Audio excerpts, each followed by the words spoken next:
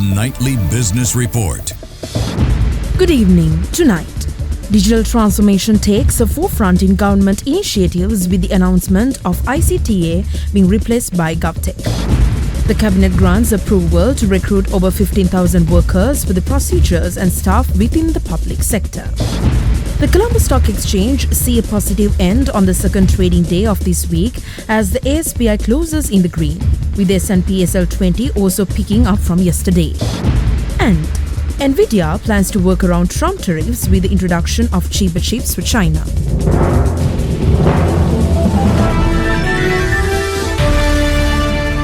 Good evening and thank you for joining us. According to Minister Nalin Jayatissa, Sri Lanka will establish a new state-owned company named GovTec Private Limited, replacing the existing Information and Communication Technology Agency of Sri Lanka. It will be an independent institution with the necessary powers to enable the smooth implementation of digital transformation projects that have already been initiated and those to be initiated in the future.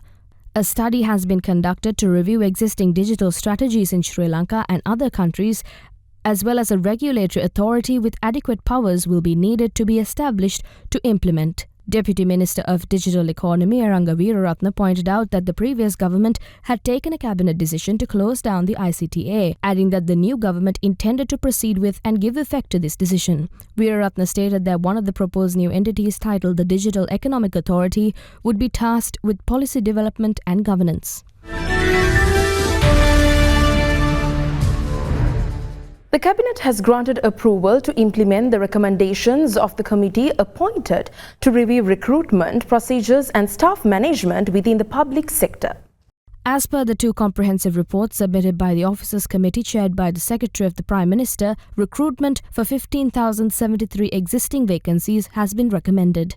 These positions span across 18 line ministries, 4 provincial councils and 2 special expenditure units. Following careful consideration, the Cabinet has approved the proposed recruitment to strengthen the efficiency and capacity of the public service. This comes as departures for foreign employment hit a new record of 314,828, up 5.8% from a year ago and topping the 310,953 seen in 2022. Official worker remittances grew by 10.1% to $6.6 billion, with most of the money coming from currency board-like regimes in the Middle East.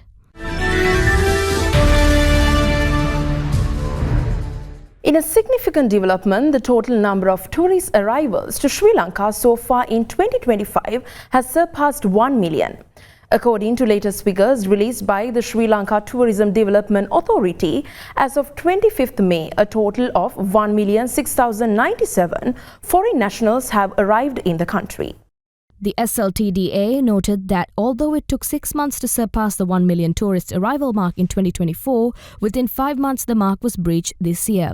Meanwhile, a total of 109,213 tourists have arrived in the country in the first 25 days of May. A total of 39,070 tourists arrived from India in May, which accounts to 35.8%. Furthermore, 7,661 persons from the United Kingdom, 7,139 from China, 6,143 from Germany and 5,637 Bangladeshi nationals have also visited Sri Lanka this month. Meanwhile, among the number of tourists arrived in Sri Lanka in 2025, 196,129 individuals are from India. Furthermore, 110,043 individuals from Russia and 94,714 persons from the UK also visited Sri Lanka this year. Minister Nalin Jayatissa said Sri Lanka will develop its scenic coastal drive in Colombo from Kolopitiya to Mount Lavinia with its Marine Nights Awakening Colombo project. The minister said a project has been planned to develop the 7.4 kilometer marine drive from Kolopitiya railway station to Dehiwala under the theme. The project is aimed at enhancing the local economy, boosting tourism industry and enhancing the tourist experience in Colombo city through increased nighttime tourism activities. The focus will be mostly on area of about 400 meters from the edge of Gold Face to St. Thomas Primary School. Let's take a short break now. This is the Nightly Business Report.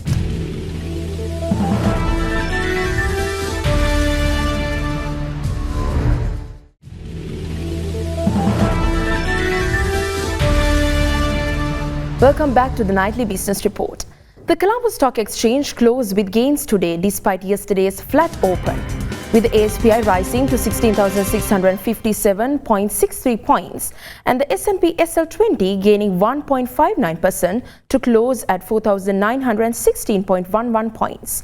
Market activities saw a total share volume of 249.8 million shares traded, generating a turnover of approximately 18.7 billion rupees. For further insights, we speak with Salama Sanoon from First Capital Holdings. Thank you, Prashansa. The Colombo Stock Exchange ended the day on a positive note, with the all-share price index climbing 161 points to close at 16,658. The index witnessed a sharp rise during early trading hours, followed by a mild pullback before regaining upward momentum to finish in the green. Hatton National Bank emerged as the top contributor, followed by Melster Corp, CT Holdings, Cargill Ceylon and Commercial Bank. Investor activity remained elevated, largely driven by high net worth investors, with significant interest observed in Hatton National Bank and other banking stocks. Market turnover reached 18.1 billion rupees, marking a significant increase of 540% compared to the monthly average of 2.9 billion rupees. In terms of sector-wise contribution to turnover, the banking sector took the lead with a share of 81%. This was followed by the food, beverage and tobacco sector and the capital goods sector, which produced a joint contribution of 10%. Thank you. There was a recent decline in prime lending rates and overnight policy rates, and for further insights on the situation, we speak with Dimantha Matthews from First Capital Holdings. Thanks, Prasansa. So we've seen the weighted average prime lending rate decline during this week to 8.47% from the 8.58% that we've seen last week. It is influenced by the overnight policy rate reduction. So the central bank last week announced a policy rate reduction by about 25 basis points from 8% to 7.75%.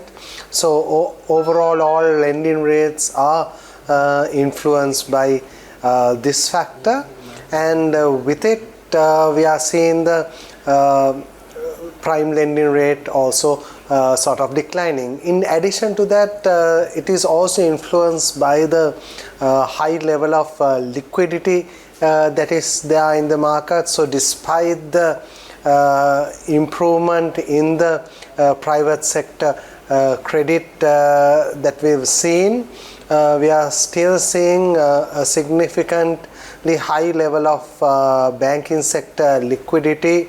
So hovering in the range of 150 billion rupees to 200 billion rupees. So with that high level of liquidity that is there in the market, so that is also helping for the prime lending rate to decline. So if we look at the overall new loans lending rate, so that has been broadly stable from last week to this week. So we are seeing it hovering around the 10.45%. So broadly stable. So overall, prime customers are the ones that we are seeing that the rate broadly declining. Gold prices fell in Asian trade today, extending recent declines after US President Donald Trump's postponement of steep trade tariffs on Europe held BOU risk appetite. Spot gold fell 0.5% to $3,326.53 an ounce, while gold futures for August fell 1.2% to $3,353.09 an ounce. The yellow metal was also pressured by some signs of stability in the bond market, as major government bonds yields retreated in Asian trade after a sharp run-up in recent sessions. Still, gold's overall losses were limited by persistent weakness in the dollar, but broader metal prices also lost ground after strong gains through the past week. Oil prices were little changed in Asian trading today, as investors stayed on the sidelines ahead of a closely watched OPEC Plus meeting that could provide key signals on future supply levels. Brent oil futures expiring in July edged up 0.1% to $64.77 per barrel, while West Texas Intermediate crude futures were unchanged at $61.53 per barrel. Market activity remained muted, partly due to public holidays in both the US and the UK. 8 OPEC Plus countries, which had pledged extra voluntary oil output cuts, will now meet on May 31st, a day earlier than previously planned. According to reports, one option under consideration is a supply increase of 411,000 barrels per day in July, though no final decision has been made. The trend remains negative when it comes to exchange rates today, as the Sri Lankan rupee falls further in the currency market following yesterday's dip. Accordingly, the central bank continues to report that both the buying and selling rate of the US dollar have seen an increase, while this remains the case for Gulf currencies. The Sri Lankan rupee also sees appreciation against a basket of other foreign currencies. Let's take a closer look at how the Sri Lankan rupee fared against other global currencies today.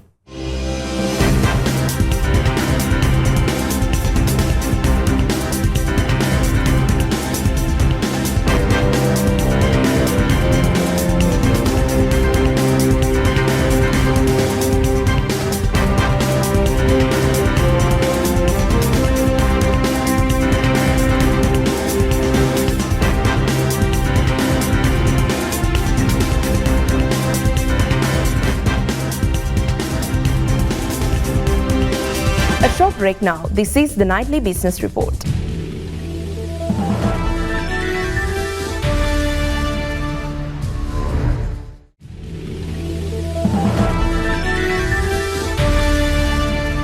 Welcome back.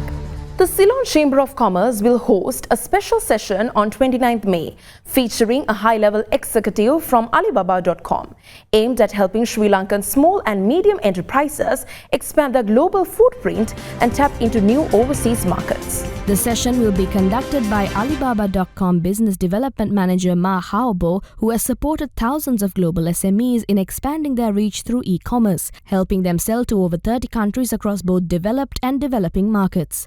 During his visit to Colombo, he will outline practical strategies for Sri Lankan SMEs to leverage Alibaba's global platform, including the use of AI-powered tools that simplify export processes and connect sellers directly to international buyers. The event is part of the Ceylon Chamber's broader efforts to link local enterprises with world-leading digital trade ecosystems.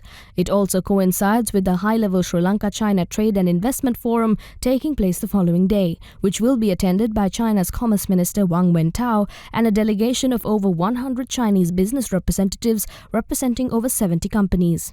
The event will be hosted by Ceylon Chamber and the Department of Commerce of Sri Lanka, together with the Sri Lanka-China Business Council of the Ceylon Chamber and the China Chamber of Commerce for import and export of machinery and electronic products. LOLC Finance PLC set a new benchmark in the NBFI sector by reporting an outstanding profit after tax of 25 billion rupees for the financial year. This marks an impressive increase from 21.5 billion rupees recorded during the previous financial year, delivering double-digit profit growth, surpassing a historic milestone. This performance is a clear affirmation of LOLC's finances transformation into a financial powerhouse. With a loan portfolio exceeding 305 billion rupees and a deposit base of 225 billion rupees, LOLC Finance has displayed a level of financial strength that places the company in direct comparison with the nation's leading banks. The company has also emerged as Sri Lanka's largest credit card issuer among NBFIs, a statement to its comprehensive retail offering. Haley's Fentons, one of Sri Lanka's leading integrated engineering companies, officially launched StarCharge, electric vehicle charging solutions to the local market, marking a major leap in the country's clean mobility infrastructure. The launch was hosted at Haley's head office in Colombo following the strategic partnership signed last year with StarCharge Digital Energy Private Limited, a global leader in EV charging technology. The event marked debut of Fenton's Mobility, the group's dedicated arm for clean mobility solutions. Gracing the event were Mohan Pandithage, the chairman and chief executive officer of Haley's PLC, Sarath Ganegoda, the executive director of Haley's PLC, Shengling Wu, the senior VP, StarCharge Overseas South Asia, business head, StarCharge Energy Pte Limited, Sunil Kumar Dashora, among many others. This strategic collaboration marks a pivotal milestone in Sri Lanka's transition to sustainable transportation, bringing cutting-edge EV charging solutions to the local market for residential, commercial and fleet applications.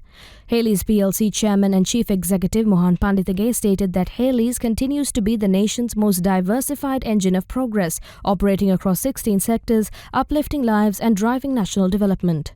Fenton's Mobility is ready to provide EV charging solutions with capacities from 7 kilowatts to 720 kilowatts, delivering scalable, high performance and infrastructure tailored to meet the unique requirements across residential, commercial, public and fleet use. Browns Investments plc has sold its entire 9.99% stake in Hatton National Bank today, in one of the largest recent stock market transactions. The 45.3 million shares were traded at 305 rupees each via a negotiated deal, generating 13.82 billion rupees in turnover. The buyer's identity has not yet been disclosed. The transaction pushed today's market turnover past 15 billion rupees within the first 2 hours. HMB has announced a partnership with Lanka Commercial Trading to enhance access to high-quality agricultural machinery through flexible and affordable leasing solutions. This collaboration supports the promotion and financing of leading agricultural brands, including Yanmar and Solis tractors and the Samurai Naka 100 harvesters, helping farmers and agribusinesses across Sri Lanka to improve productivity and operational efficiency.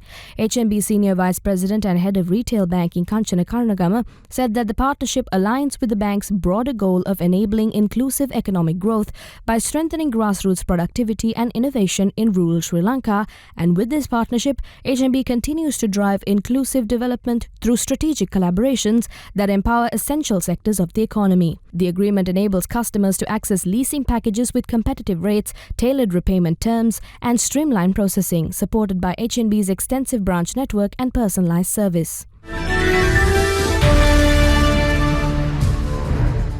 In a landmark initiative poised to reshape the regional marine tourism and conservation landscape, the first ever Indian Ocean Summit will be held in Colombo on June 7th, coinciding with the World Oceans Day.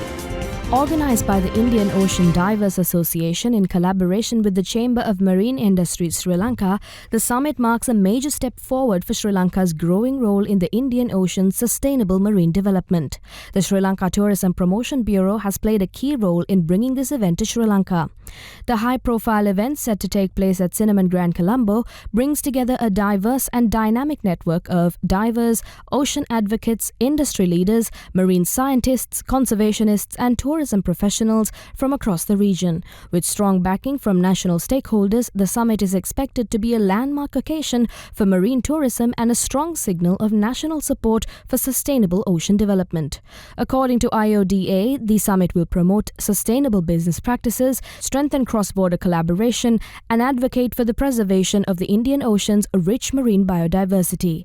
The inclusive agenda features high-level panel discussions, expert presentations, and networking opportunities covering a wide range of themes from marine ecosystem conservation and sustainable tourism models to innovations in diving, underwater film technology, and eco-conscious business development. The summit is expected to draw participants from Sri Lanka, the Maldives, India, and Southeast Asia, alongside notable figures from global diving and conservation communities.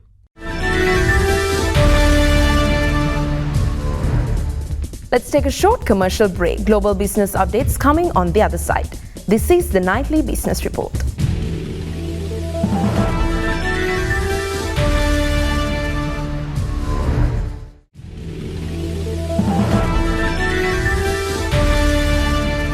Welcome back to the Nightly Business Report. Most Asian stocks moved in a flat to low range today as investors remained on edge over more US trade tariffs, while Japanese markets recovered from early losses as weakness in the yen offset chatter over more interest rate hikes by the Bank of Japan. Japan's Nikkei 2025 rose 0.5%, while the Topix added 0.4% by the market close. Both indexes reversed initial losses and were headed for a stronger close. South Korea's Kospi was among the worst performances in Asia on Tuesday, down 0.5% as chip makers Samsung Electronics and SK Hynix retreated. Samsung could also be subject to US import duties on smartphones. The Hang Seng Index added 0.2%, while the mainland Shanghai Shenzhen CSI 300 and Shanghai Composite Indexes fell 0.4% and 0.1% respectively. Singapore's Straits Times Index was flat, while Australia's ASX 200 rose 0.5%, buoyed by some strength in financials. India's Nifty 50 index was 0.4%, facing some profit-taking after it surged above the 25,000 level on Monday.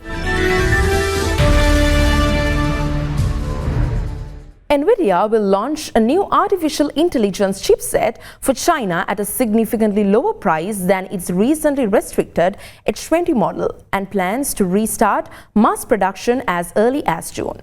NVIDIA will launch a new and cheaper AI chip for China to avoid US export restrictions. They say mass production of the new silicon will begin as early as June. The current H20 chip was effectively banned for sale to China in April. Washington wants to slow the country's development of AI and other technologies. The new product will reportedly use conventional memory instead of the so-called high-bandwidth memory used by some advanced chips. It's expected to be priced at up to $8,000 per unit, well down on the $10,000 to $12,000 for the H20. An NVIDIA spokesperson would only say that the company is still evaluating its options. The sources say an earlier plan to produce a downgraded version of the H20 didn't work out. NVIDIA boss Jensen Huang says the firm's market share in China has plunged from 95% before export curbs kicked in to 50% now. He warned that if restrictions stay in place, more customers will buy chips from Chinese rival Huawei. On Monday, Huang told the Stratocherry podcast that NVIDIA had been forced to walk away from $15 billion in sales. It has also written off more than $5 billion in inventory. Volvo Cars is cutting some 3,000, mostly white-collar jobs. The move is part of a restructuring announced last month and comes as the firm grapples with demand for electric vehicles and global trade turmoil. Volvo Cars is cutting some 3,000 mostly white-collar jobs. The move is part of a restructuring announced last month and comes as the firm grapples with weak demand for electric vehicles and global trade turmoil. Chief Executive Håkan Samuelsson, who was brought back in April to drive a turnaround, has set out a program to lop almost $2 billion off costs. That includes a big reduction in white-collar staff, who make up 40% of Volvo's workforce. Now the company says all departments and locations will be affected by the reductions. When it first flagged the plan last month, Volvo also withdrew its financial guidance for the year. The carmaker cited unpredictable markets, weak consumer confidence, and the impact of Donald Trump's global tariffs. With most of its production in China and Europe, the firm is heavily exposed to the new US import duties. The company has said it could become impossible to export its more affordable models to the US as a result. Shares in the firm have lost around a quarter of their value this year amid growing concern over its prospects. That wraps up today's nightly business report. We value your opinion. Share your thoughts and feedback with us through email at feedback.ad24english@derana.lk or via WhatsApp at 076805793. We will see you again tomorrow with the latest updates in the business globe. Until then, I'm Prashansa Gunawardana. Thank you for watching and have a good night.